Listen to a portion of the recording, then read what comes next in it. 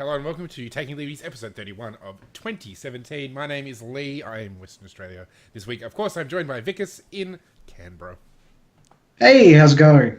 Good, good. Okay, we're going to talk about our favourite subject, my favourite subject, one of my favourite subjects, the glorious, the wonderful, the NBN. May its praises be sung through all the nation. It is a giant... Is that before or after, what's his face, Stephen Conroy makes us all put red underpants on our hands? Yeah. I think we would have been better if Stephen Conroy had actually just mandated everyone put underwear on their heads, because right now the NBA... Well, he only wanted the CEOs of the telcos to do that. But,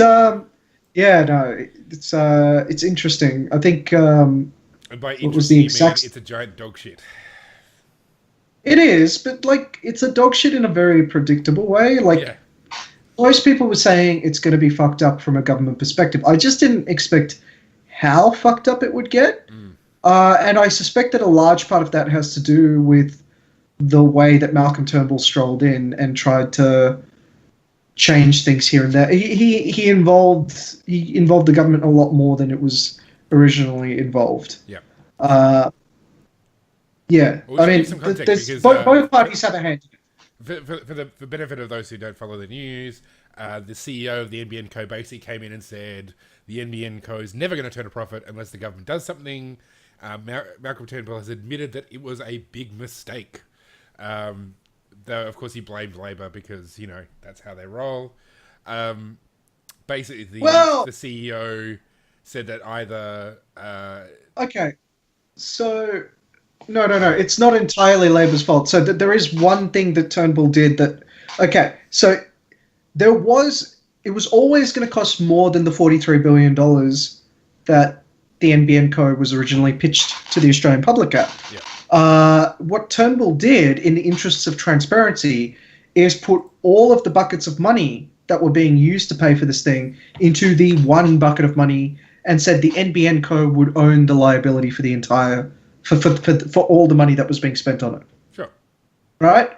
And I think that's the better way to do government, right? Because that's transparent. Yep. That tells people exactly what the upfront cost is. Yep. And if you are a Labor listener, right, as much as you're probably going to go, it was always going to cost only $43 billion. No, it wasn't. It was meant to be secured with $20 billion at government rate loans, in government bonds. Yep. I think it was like 6%. So that was $20 billion that the taxpayer was on the liability for, was on the hook for, and then there was another $20 billion that was going to be taken from the future fund over the course of the installation, with the expectation that was going to be paid back when the NBN Co was going to be sold. Yep. Right? And also critically, it's actually mandated in law that the NBN Co turns a profit, which is actually good. Because, at least it makes it okay. So, if this was just standard government regulation, it would be losing money hand over fist. But, at least this process has kind of made it clear that how much of a problem this is. How much of a terrible project this is, because it's mandated by law, it's going to turn a profit. It's never going to turn a profit. It never was going to turn a profit. But at least we now know that it's never going to turn a profit, where previously it'd just be, swept under the rug. Yeah. So in an alternate universe where it's just a... No, hang on.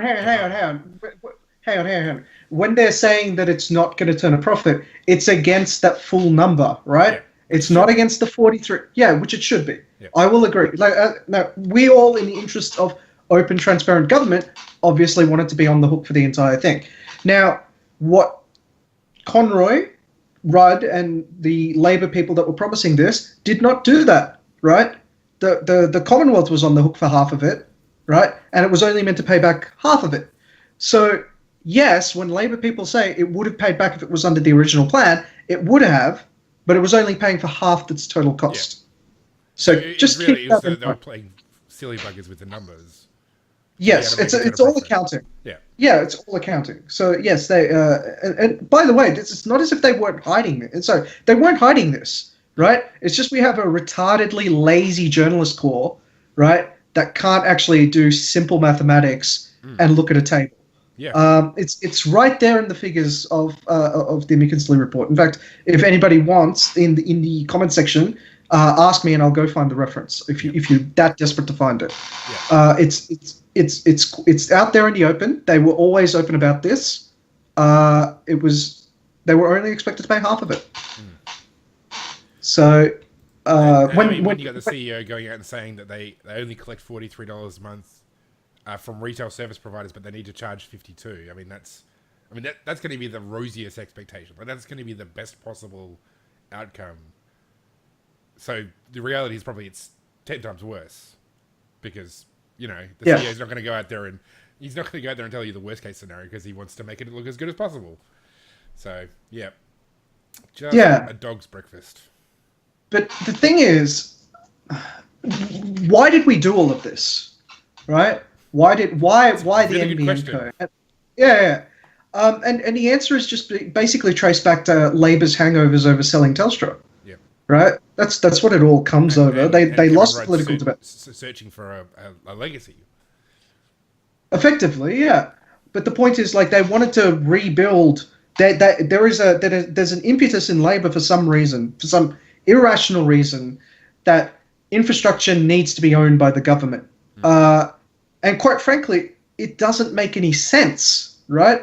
It's never made any sense for the government to hold all of this stuff. Infrastructure is really important. It's so important, you don't want the government to be in control of it, because it needs to be improved. It needs to be developed. It needs to actually cater to people's needs. And the best reason I can ever point to as to why the government should be in charge of infrastructure is the roads, right? How complicated do you think it is to steamroll some fucking asphalt over some land? Yet, if you take a look at Sydney's motorways, just look at Sydney's motorways, right? The plan that they have right now, the North Connex and all of that stuff, that was planned in 1992, right? You can pull up the original the 7 motorways plan that was brought up by Nick Greiner, right? Way back in like the early 90s. And you had Bob Carr talking about it in 1994, that he was going to get it done. It was going to be a 7 motorway city, right? And now we're looking at getting it constructed. Yeah. Right? We're what, like 22, 23 years down the line? Yeah. Well, and Badgerys Creek's probably another good example. I mean, how long are they saying we need a second airport in Sydney? And they can't build one because political concerns means every government wants to kick the can down the road. Yep. And actually, much the same. There's a road, a section of highway in Perth called Row 8, and it goes through some wetlands, and so it's just been a perpetual battle between Liberals who want to build the thing and screw the Greenies, and Labor who don't want to build this thing because of the Greenies. And it's just every time you get a change of government, you get a change in whether the thing's going to get built or not. And that's my point. If infrastructure is far too important to be in government hands, but But that's neither here nor there. That's a philosophical question. If you want to bring it down to why the NBN, right, 2 words will constantly keep appearing up, and that is structural separation, right? And this is the dumbest concept. And to be perfectly honest, it's the Liberals' fault that they weren't able to actually counter this, because the counter to structural separation is, why do you want more expensive telecommunications? Yeah. Right? So structural separation is basically, other countries would call it antitrust, right? It's basically saying you've got too much in this product space, right? You're offering too much to the customer, right? And we want there to be more players on the field. Why do we want more players on the field? Because there's more competition. Why do you need more competition? That's when people get a little bit unstuck, right? Because the answer isn't it'll get cheaper, right? Because that's not true. It doesn't get cheaper. And it's the same thing as the very first instance of antitrust where Standard Oil got broken up. If you take a look at it, and Hayek had this wonderful essay on it, where he pointed out that when they broke up Standard Oil, the price of oil went up. It doubled, if not tripled in places, right? The everyday consumer was being screwed, right? So who benefited in that? The government benefited because now they suddenly gave themselves some powers to regulate over the commerce of the company. And the new companies that basically spawned out of this benefited because obviously, now you've got more CEOs and stuff like that making fat stacks of cash on the fact that there's a government piece of legislation causing their existence. And you get oligopoly behavior as a result of that. Yeah. Right? So what was the concern with Telstra having so much of a control over Australian infrastructure? And the answer can't be like national security or anything or any of those concerns, because the replacement solution was effectively the government owns everything as one utility, right? The concern as sold was that there wasn't enough competition, right? As though somehow more competition in the space would have dropped prices. But if you take a look at what structural separation did, was mandate that Telstra wholesale treated everyone the same. So you couldn't, like, say, I've got 300 people with me. I want to organize a special deal for these 300 for me and 300 of my best mates. Yep. You can't do that with under a structurally separated model. You can in a non-structurally separated model, but in a structurally separated model, it's basically like the NBN code. They have to treat everyone the same, right? They have to grant everyone equal access, right? And if you don't have to compete, it doesn't mean you get any better, right? Yeah, so, which is... I'm sorry, go finish. Sorry, which is what we see with the NBN code. The NBN code is not getting any better. Yeah. Right? And simultaneously, telecommunications isn't really going down in price. Yeah. And, well, one of the chief complaints of the CEO of NBN co was that fast mobile broadband is going to kill the business model, because... Yeah, I don't think that's actually true. But well, maybe it isn't true. I think, certainly it's going to, like, if people have to end up paying the real price of the NBN code, which is going to be a lot higher than what it is, because I mean, as the guy admits, like, money, sure. You know, so if you actually start, you know, and particularly with, say, the the taxes they're bringing in into, you know, like there's a tax being levied on fixed line broadband as of the next couple of months, that's going to have to go up. You know, all the cross subsidization. Like, if you just do that in the fixed line market, you're going to drive up the price of fixed line broadband, and then all of a sudden the price of mobile broadband becomes a lot more, you know, a lot more affordable by comparison. So. That's absolutely true. In fact, actually, you can actually tell how that would work out. So, for example, right now, 8 gigabytes of 4G plus LTE data costs about $50, right? But you can ramp up. I think you can buy a 100 gigabyte plan now of 4G, which is about anywhere between 80 megabits per second and 100 megabits per second. Yep. Right? That'll set you back right now about $100. Yep. Right? For 100 gigs. But if you told me my fixed line, which is currently unlimited, right, and is costing me $100, if you told me that was going to cost me $200, right? Mine's unlimited, but I'm using only about 80 gigabytes a month at most, right? I would fucking drop that shit. I would go all the way back to 4G. So he's right in the sense that if you rack up the price to that extent, people might get rid of it. And also, now, the innovation aspect of this issue is that having this large, heavily regulated monopoly provider, which is essentially what the NBN co is essentially bringing back Telstra for the internet, you know, it's gonna stifle innovation. It's gonna kill all of the. I mean, it's already stifled innovation. It stifled innovation in 2009. The mobile market is going to continue to innovate. So all you need is one big break in the technology, which is, you know, I mean, maybe it's not, maybe it wouldn't happen, but you know, like it's if you've got one part of the market that's completely stagnating, then the other, you know, everybody else can sort of leapfrog ahead. And that's going to, again, every time you have a customer drop off a fixed line broadband and goes to mobile, you're essentially adding to the cost. Like you're continuing to make it more difficult.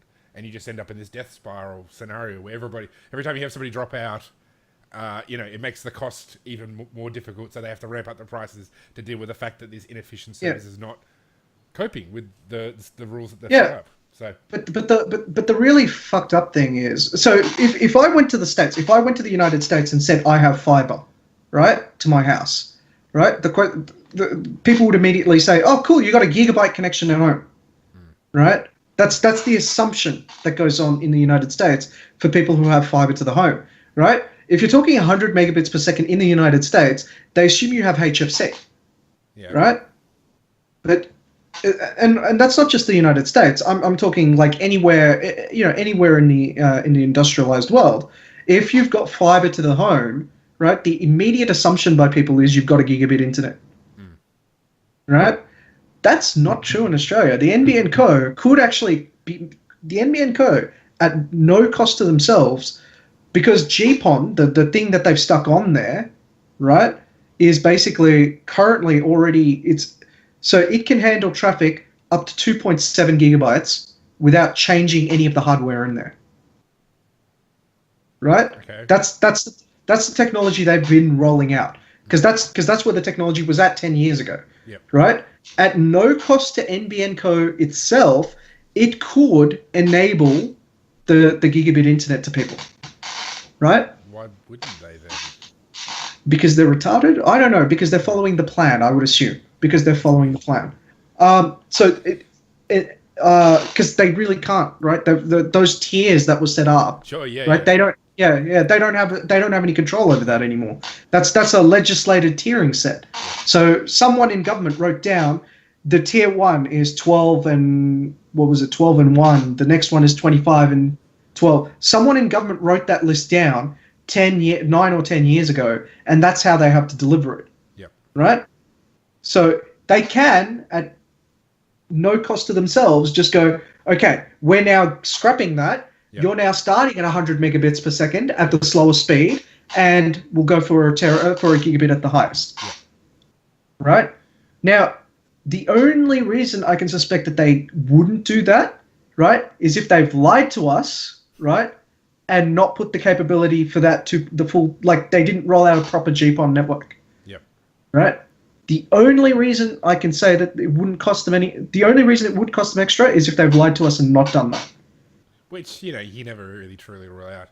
I mean, I guess one other aspect of this this particular issue is that for people who are a supporter of the NBN, they want universal, fiber to the home, or high speed. Like they essentially want to have everybody on the same network. They want internet communism. Have the same speeds, which of course, that's internet communism. Yeah, exactly. Yeah. So I mean, that's an aspect. It's a bit like, I mean, really, this is the same issue as net neutrality. This is the same issue as almost anything where you've got the government trying to break down big enterprises and try to keep them as a bunch of small players. Is that if you have one company that's delivering one service to a certain amount of consumers, that's an intolerable situation. They need to have it so that everybody provides the same service. Well, I live, my home is in Bustleton. It's 300 kilometers away from Perth. You're not going to get the same services. It's a town of 24,000 people.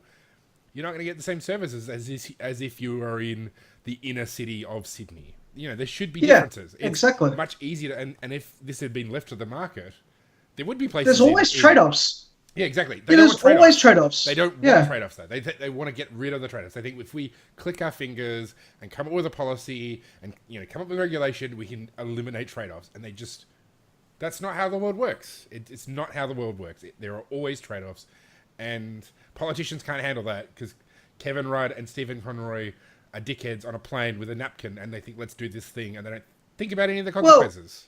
Well, they're not thinking about the consequences. They're thinking about what will get them elected, right? I actually don't blame the politicians on this. Their job is easy to understand. Then. Yeah, no, on this particular issue, so on every kerfuffle that exists, and government spending, I never blame the politicians. I blame the people, right? You elected these people based on what they told you, right? They told you they're going to do this, and you elected them, right? So I think there's a collective responsibility on the electorate itself. Hey, we fucked up, right? Yeah, and we should and we should use this as a lesson to never vote those people in again. Sure, I definitely be down with that. And in fact, I would like this to be a lesson, right? When a party fucks up, it has to be so ingrained in the population that party name dies. Right? You never vote for that party again. And that's the way we would create in a proper democracy. You would create the idea of a politician taking credit, because you could be the politician that killed your brand. Right? Yeah, that would be lovely. It'd be lovely if the world worked like that. That's not how the world works. I know it doesn't. But, I'm talking in Vikas land. In perfect sure. world, in a perfect world, there would be no Labour Party, right? Sure, there'd be no government. Like, I mean, Sure, like, yeah. you know, if you like, the only way you can have that accountability is if for the system that creates those outcomes dies. That's the problem. Like, you always have to have a government in the rules that we have at the moment. Oh my god! You know what? I dump just the realized. parties, but in the end, you've still got to have politicians. You know what I just realized. Sure. There is a way we can, in the Constitution, there is a way that we could sort of cement this idea, right? Okay. And it's going to sound crazy. It's going to sound crazy. But I'm interested. Right? Okay.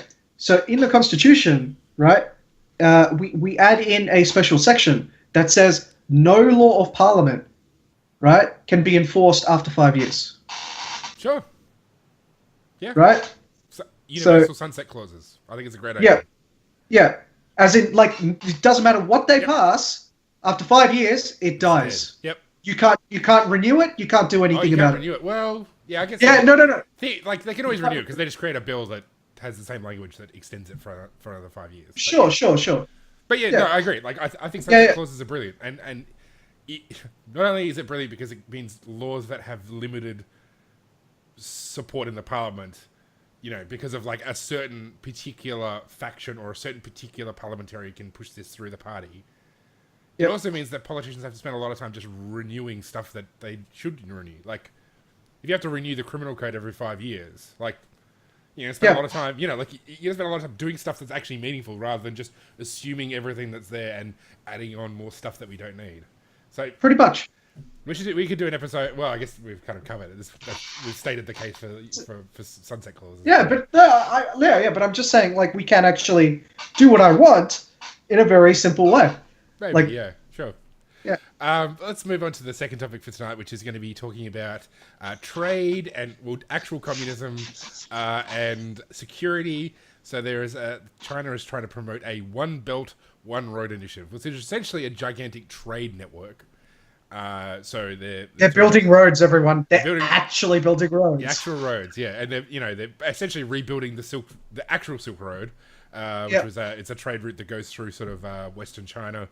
And they're going to build it into Europe, and then they're talking about having sort of maritime trade zones and free trade areas and all sorts of stuff. Fucking hell! This is the opposite of China that we saw in the last. Okay, so here is the thing. Let me finish. Okay, so the thing is though, as libertarians, we go, trade's great, good. Apparently, there's strategic concerns about this. So there's. Let me get this straight. There are people afraid that China's doing too much trade.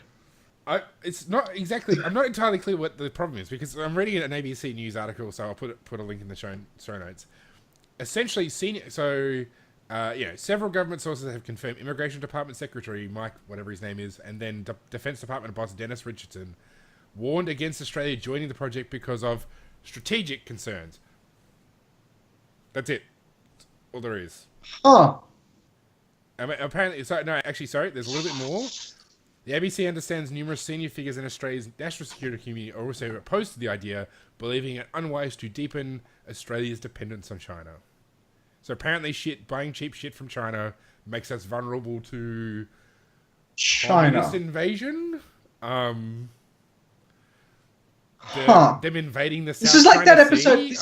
This is like that episode of Utopia where the guy goes like, so our strategic interests are our trade with China. Yeah. And we want to protect our strategic interests. Yes. From who? From key global players in the area. So China. Yeah. Right? And it's just like, so we want to protect our trade with China from China. Yeah. Right. No, and I mean, it's just... Yeah. I can't, for the life of me, figure out why... Yeah, it's a weird thing to unmuddle. I'd say the thing they appear to be scared of, and which wouldn't really make much sense, is the idea that if we're seen as being too close to China, it would impact our allegiance. Because, like, despite the fact that economically we're very much we are very much Club China in terms of trade, because they are our biggest trading partner. And everybody's biggest trading partner. By the way, we are one of the few countries in the world that can claim a positive terms of trade with China. Yep. We get back, we sell them way more shit than they sell us. Yeah. Okay. So, yeah, that's interesting. I didn't realize that. Yeah, well, considering how much coal and shit they buy from us, Yes, but like yeah. So, yeah. So from the perspective of Australia, economically, I understand being on Team China, but defense-wise, and this is and considering it's come out of, I assume, the Australian Strategic Policy Institute. Is that the guy? No, this is apparently this is coming from the actual from the departments apparently. So this is from the government. The department. Yeah. Ooh. So the as I said, the head of DFAT, sorry, the head of immigration and the head of the Defense Department apparently both argued against it. Yeah, okay, that makes sense. They're people I would expect. So sure, yeah, So economically, yes, we are pro Team China. But if you take a look at it from a defense perspective, I mean, I always joke about this, and like it's kind of true. But like I say, welcome to the USS Australia, America's largest aircraft carrier. Yeah. So it's a bit of a joke, but at the same time, our military allegiance is very dependent on that on that ANZUS treaty. But so sure, that totally understand that. The thing is, though, generally countries that are trading with each other don't want to blow each other up. Like I mean, what's the saying? Once good stop crossing borders, soldiers start. Do. So this is actually essentially a massive peace, like a massive peace agreement as well between China. Like they're talking about let's just assume that there's a business case that makes sense for China to spend all this money. I mean, because it's a communist government. Like they could be wanting to spend billions of dollars on high-speed rail on projects that make no sense, that will never get them. Like this could all just be a gigantic, stupid white elephant nonsense thing, just like anything else the government does. China's got lots of that. So let's just assume that's not the case. Let's assume that this is actually like a good investment for governments to spending money in this area. Okay. Essentially, China's offering to spend billions of dollars to open up trade, which is going to reduce the risk of war, because they're spending billions of dollars trying to promote maritime and land-based trade. Well, okay. Like, I can't see how that would, like, why would you spend billions of dollars if you were then going to just start invading everybody? I mean, okay, yes, there's territorial issues in the South China Sea. There's stuff going on with Japan. There's stuff. Yeah, but Korea. Like it's there's obviously security issues, but it's like, why would they want to do this if they're not intending to actually see a return on their investment? Like, it makes no sense. Like, you're better off spending however many billions of dollars on just building more tanks or building more missiles. Okay, so the concern from the concern from DFAT and from defense would be along the lines of, we have this very strong allegiance, immigration and defense. Apparently, DFAT are in favor of it. Unsurprisingly, makes sense. Since, that's their job. Yeah, trade.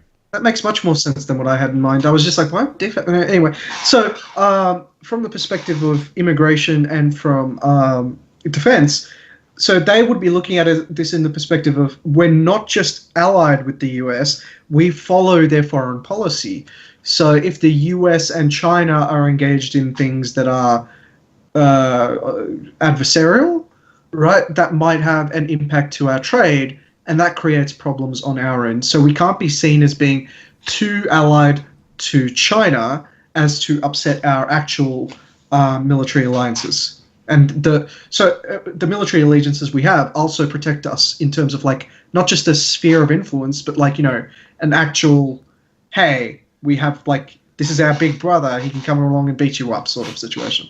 Okay, so that there's some sense into that. If you assume that China's doing it to beat us up, yeah. So if you assume that the US needs to be belligerent with China, yeah. So the network they're talking about is you never know Europe, with Bush. Sorry, not Bush. You never know with Trump. That's the problem. But that's the problem with the US. Like, there's no problem with China. Like, okay, so the situation, the military situation with China is they could invade parts of Asia or Central Asia. Like, if they wanted to invade Russia, I guess they theoretically could. Why you'd want to invade Siberia, I don't know. But they could do it. So, like, it's not... Yeah, but it's not like they can project power across the world. Like, this is not the US. I mean, I guess they could shoot nukes at each other. But, like, that's, again, having nukes rain on you is not like a long-term strategy worth pursuing if you want to, maintain power. So if you just assume that the Chinese government cares nothing for its people, if you just assume that they just want to stay in power, which is a reasonable assumption, what communists do, well, they're not going to invade Japan or the Philippines or Vietnam if they're spending billions of dollars trying to promote trade between them and everybody else in the area. Like this idea that China wants to be like a force projection unit. Okay, people need to learn the history of China. China was where everybody fucking wanted to go for over 4,000 years. Everybody was trying to get to China, right? Because China, believe it or not, after the Middle East kind of collapsed as a result of no agriculture, China was the home of civilization. Yeah. Right? Everybody wanted to fucking go to China. A lot of shit got developed in China.